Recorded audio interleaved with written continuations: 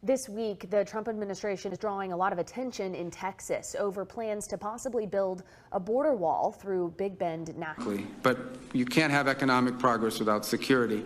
And as evidence of the president's strong commitment to this initiative, so that this is not just going to be something where we meet one time and have conversations and we meet once a year and put out a paper. We want it to be an issue of action. He has appointed Secretary Noem as the special envoy dedicated to this relationship. And you will see a lot of her. She'll be very involved with each of you at a personal level and on a daily and weekly and monthly level to ensure that what we talk about here today and the work we do together continues on and we can build upon. For 4 years, you were told the border was being managed. You were told the numbers weren't that bad. You were told the people flooding across were just families seeking a better life. You were told that anyone who called it a crisis was a fear-mongering extremist. That framing was designed to make you feel like your concern was the problem. It wasn't.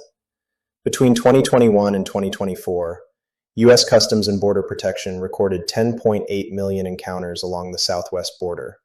Not families, encounters. That's a number larger than the population of Sweden. And the previous administration's answer was catch and release. Take them in, process them, and let them disappear into the country while their case sat in a backlogged court for years. You knew something was wrong. The data confirms it. And today, we're going to show you what it looks like when a government actually decides to fix it.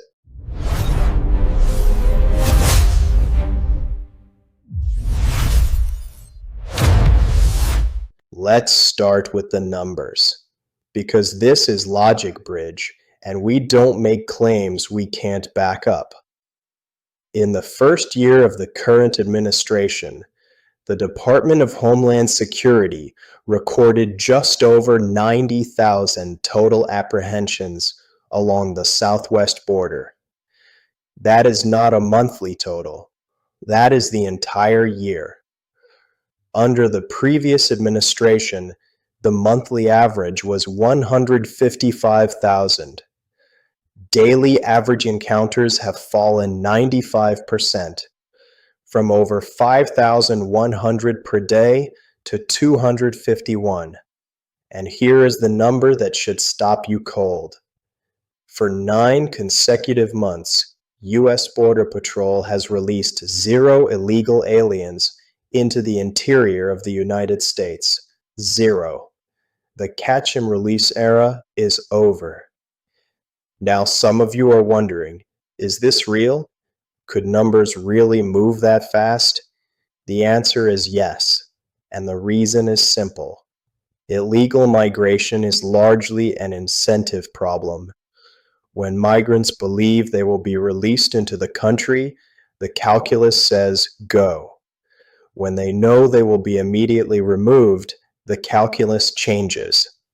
You don't need to build a wall around every square foot of the border. You need people to believe the law will be enforced. The previous administration removed that belief. But a secure border isn't just about stopping people at the line. The cartels that smuggle fentanyl and traffic human beings don't live at the border. They operate out of Mexico, Guatemala, Honduras, Ecuador. You can build the most advanced wall in history, and if you don't address the organization sending people at it, you are playing defense forever. What happened this week is the administration deciding to stop playing defense. I'm honored to be the first Secretary of War to lead a hemispheric defense conference like this in more than 30 years. This conference is about you. This conference is about us. This conference is not called the America's Counter-Cartel Conference. It's the America's Counter-Cartel Conference. This is about what we together can do. On March 7th, 2026, President Trump hosted the inaugural Shield of the Americas Summit at Trump National Doral in Miami. 17 nations sent representatives. The result was a This conference signed is not joint called security the declaration, America a Conference. collective Yes, commitment America's to treat Counter-Cartel transnational Conference. criminal It's organizations the not America's as a law enforcement Counter-Cartel problem, Conference. but as a This is military about one. what we together. Secretary Hegseth was direct about what this means. He said the United States is on the offense against narco-terrorists and is prepared to deploy its most capable assets, including the 101st Airborne, to that mission. Now let me explain why this is historically significant. Because the mainstream media is going to spend about 45 seconds on it before moving on to something else. What the Trump administration is constructing is a modern application of the Monroe Doctrine. For 200 years, American foreign policy in this hemisphere was rooted in a simple principle. The Western Hemisphere is our sphere of influence, and foreign powers do not get to operate here unchecked. That doctrine was allowed to atrophy. While Washington was distracted, China embedded Huawei technology into Latin American telecom networks. Chinese state-subsidized fishing fleets, receiving an estimated $2.4 billion annually, have plundered the South Atlantic, devastating ecosystems that our regional partners depend on. And the cartels build shadow economies that now rival the GDP of small nations. The shield of the Americas is the answer. It is a coalition of like-minded nations, Argentina, Ecuador, El Salvador among them, that have decided their sovereignty is worth defending. And the United States is now leading that coalition, which means we are no longer the passive recipient of chaos flowing north. We are pushing the security perimeter south. That is not a minor policy adjustment. That is a strategic reconception of American power. I want to spend a minute on something that is being misreported, deliberately I'd argue, as a retreat. The Trump administration recently announced that a 363-mile stretch of the border in the Big Bend region of Texas will not receive traditional bollard fencing. Instead, it will be covered by what CBP calls autonomous surveillance tower technology. Here's how the press is framing it. Trump backs away from border wall. Here's what is actually happening. Big Bend is not the Rio Grande Valley. It is not an urban corridor. It is 363 miles of vertical canyons, remote mountain terrain, and inaccessible wilderness. In that geography, a bollard fence is not just expensive, it is operationally inferior to what the technology can deliver. Autonomous surveillance towers are solar-powered units equipped with long-range thermal sensors and artificial intelligence trained to distinguish between an animal crossing the desert and a human being. They relay real-time video directly to agents' devices, giving Border Patrol total situational awareness in terrain where a physical fence would give you nothing but a structure no agent could patrol. In fiscal year 2024, those towers in Big Bend alone detected over 18,000 instances of border activity and resulted in more than 12,000 apprehensions. Does that sound like a retreat to you? What the administration is doing is allocating the $46.5 billion in one big beautiful bill construction funding where it is most effective. Physical barriers in high-traffic urban corridors, advanced technology in remote terrain. That is not abandoning the mission. That is executing it intelligently. Here is something the border conversation almost always misses. The cartel threat does not stop at the Rio Grande. It reaches into your inbox, your phone, and your bank account.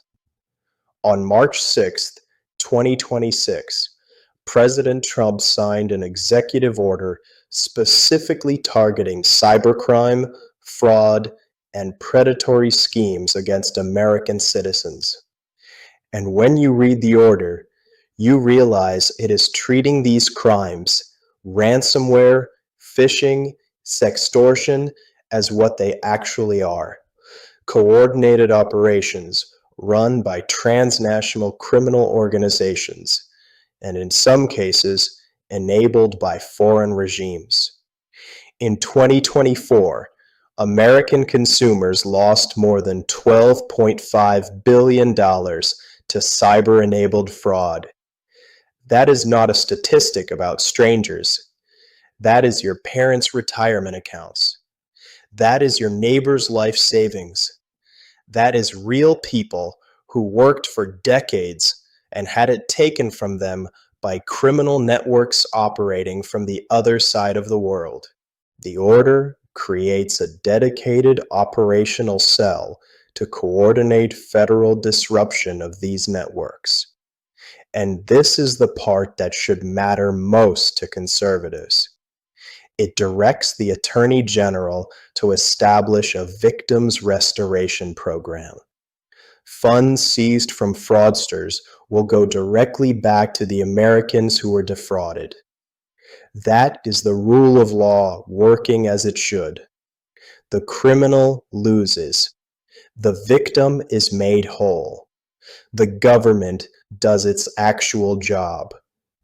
The border and the interior are two parts of one system. A secure border matters more when interior enforcement gives it teeth. Because if getting caught still means being released, the deterrent collapses. In the first 100 days of this administration, ICE arrested over 151,000 illegal aliens and deported over 135,000. That number exceeds the entirety of fiscal year 2024 under the previous administration. The administration's stated focus is the worst of the worst. Criminal aliens convicted of violent offenses, those with gang affiliations, those caught under the Laken-Riley Act, which mandates detention of aliens who commit burglary or theft. Operation Angel's Honor, operating under that authority, has resulted in over 1,000 criminal alien arrests. The result, according to DHS data, the national murder rate has reached a 125-year low. Now, I'll be honest with you, as I always am. Single variable causation is hard to prove in crime statistics. The murder rate is affected by many factors, but the correlation is worth noting, and the directional story is clear. When criminal aliens are removed and deterrence is restored, communities are safer. That is not controversial. It is common sense. I want to bring this back to where we started. For 4 years, you were told your concern about the border was extremism, that the situation was being managed, that wanting a secure border meant you didn't care about human beings. None of that was true. And now we have the data to prove it. A 95% reduction in daily encounters, 9 straight months of 0 releases, a 17-nation coalition treating the cartels as the military threat they are, a smart wall that uses technology where technology is superior, an executive order that treats cyber fraud as the cartel operation it is, and returns stolen money to its victims. This is what it looks like when a government prioritizes the safety of its own people. You were right to demand it. The data shows it is working. And the architecture being built this week, the Shield of the Americas, is designed to make the results permanent, not temporary. Stay skeptical.